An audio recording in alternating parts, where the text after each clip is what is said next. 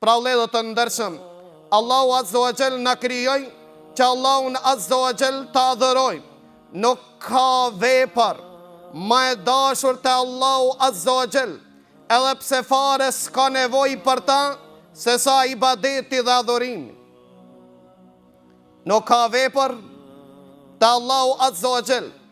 më e dashur se sa adhurimi, edhe pse Allahu s'ka nevojë për ta. Për këtë arsye, na ka ardhur në hadith të pejgamberit Allah, që nëse një rob i pendohet Allahut Azza wa Jall, pra nëse bën tobe, Allahu gëzohet më shumë se ai. Allahu Azza wa Jall gëzohet derisa erdh në hadithin e vërtet, që thot pejgamberi sallallahu alaihi wasallam, gëzohet Allahu pse një rob ju kthi Allahu, gëzohet Allahu Azza wa Jall për çka se një lloj të adhurimit ja bani Allahut Azza wa Jall me pendim, edhe pse Allahu s'ka nevojë fare për atë rob, tha më shumë se sa gëzohet një ndacak apo një njeri i cili ka marrë një udhtim të gjatë. Me deva, i hub devja bashkë me ushqimin e tij, shtrihet në një hije në një pemë dhe bindet se s'ka shpëtim për ta. Tha përgatitet për të vdek, vetëm kur i hap syt, tha e gjejnë devën pranë këmbëve të tij, tha i prej gëzimit të madh i drejtohet Allahut dhe i thot, o Zot, ti je robi jam dhe unë jam Zoti jot. Thot pejgamberi Allah, prej gëzimit të madh se ne kontrolloj veten, dhe i tha Allahu të rob dhe i tha vetës së tij, Zot, aq gëzim të madh gëzohet ky rob. Tha Allahu më tepër gëzohet kur i kthehet një rob Allahut Azza wa Jall me ibadet, edhe pse Allahu s'ka nevojë as për ta e as për ibadetin e tij. Për këtë arsye Allahu Azza wa Jall kur i lavdroi robët e vet në çështjet më madhështore, e në veçanti pejgamberin Allah, vëllezër të ndershëm, në çë vende Allahu Azza wa Jall në tre mënyra Allahu Azza wa Jall pejgamberin Allah të thërat me fjalën abd, që do të thot rob i nënshtruar i Allah, në çështjen kur e zbriti Kurani Kerimi, fjalën më të madhe që Allahu ja zbriti Muhamedit sallallahu alaihi wasallam, tha Elhamdulillahi alladhi anzala ala abdihi alkitab.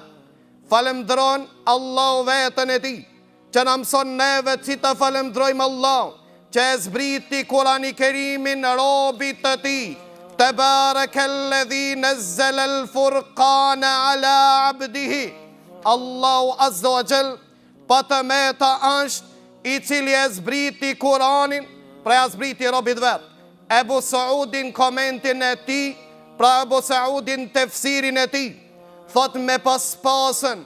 dhe një fjalë më të dashur të Allah, një epitet më të dashur të Allah, në këtë rast do ta kishte përmend Allahu Azza wa Jall me atë epitet pejgamberin Allahut. Mirë, po për çka se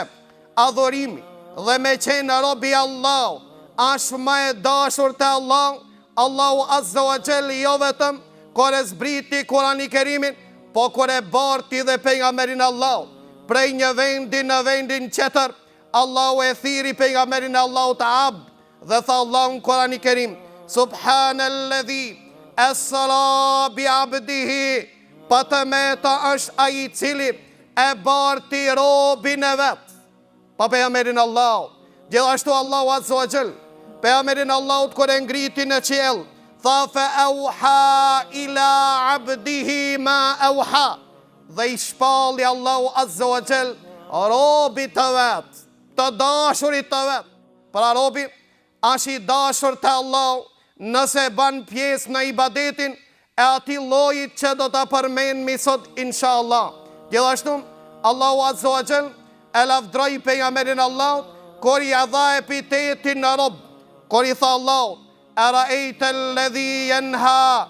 abdan idha salla,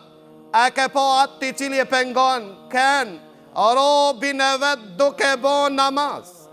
Ka thonë komentator të Kurani Kerim, ai që pengon të nga ibadeti ishte Ebu Jehli, e atë që e pengon të nga ibadeti,